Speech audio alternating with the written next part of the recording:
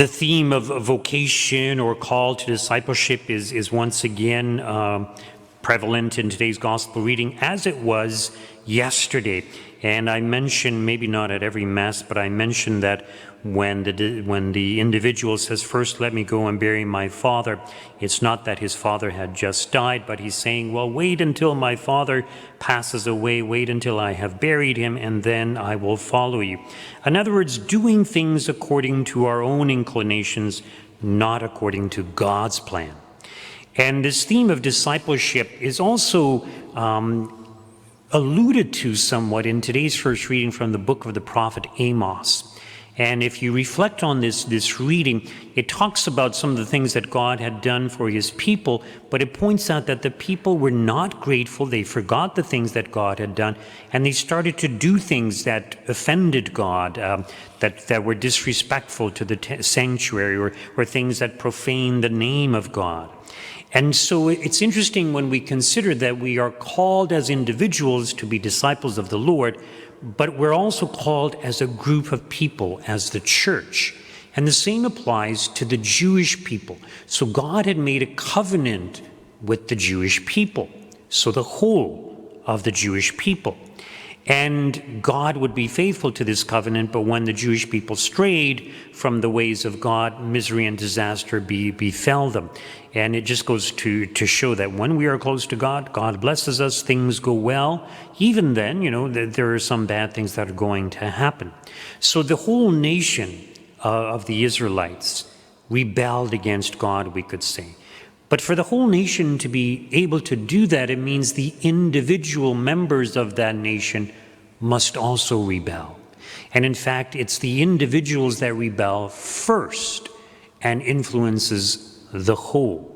And it kind of works both ways, especially when you have a particular leader. That leader can guide the people in a certain direction. But usually if the people are very corrupt, often their king or their leader will also be corrupt, especially in today's age when we can elect government officials. So if the people are very corrupt, it's not surprising that they're going to elect corrupt politicians. But the same can apply to the church. How effective is the church? How faithful is the church in following our Lord Jesus Christ? Well, that is determined by the individual members of the church. And if the majority or a large number of the individuals of the church are not grateful, are not faithful, and do things to offend God, then it's going to impact the entire church. And the entire church will suffer as a result. And it's important that we realize this. So we are, as individuals, are called to be disciples of our Lord. And responding to this call, it's not just a one-time event. And I think the same is very, very true for marriage. When couples make their commitment to remain faithful to each other for the remainder of their lives, well, it's not just on their marriage day that they make that commitment. In other words, they have to live out that commitment throughout the remainder of their lives. And when they commit themselves to loving each other, hopefully, those of you who are married, you understand that it requires effort. It requires a certain amount of labor, we could even say, to maintain that love, to keep working at enhancing or improving the relationship or fixing things in the relationship that might be wrong. And the same applies to our following God. It's not a one-time act. It's something that we have to renew on a daily basis. And when it comes to the particulars of our being faithful to God, coming to Mass or saying our prayers, the consistency of it, but also the punctuality of it. Because sometimes we're like the fellow who says, well, first let me go and bury my father, and then I will come and follow you. And sometimes when it comes time for prayer, we tend to do the same thing. Well, first let me just clean my house a little bit, and then I will do my prayers.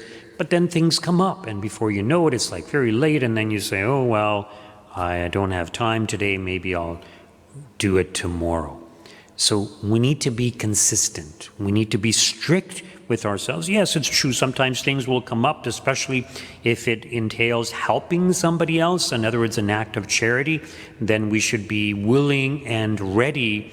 We shouldn't have any qualms about denying our prayer time, because God does want us to be at the service of others. So even when we are busy helping others, ideally we should try to schedule our prayers in such a way that we are able to get them done.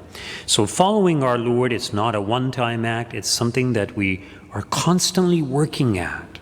And we need to say yes to God more and more. God calls us to higher levels of intimate union with him, higher levels of prayer, higher levels of sanctity. And part of that also entails accepting crosses.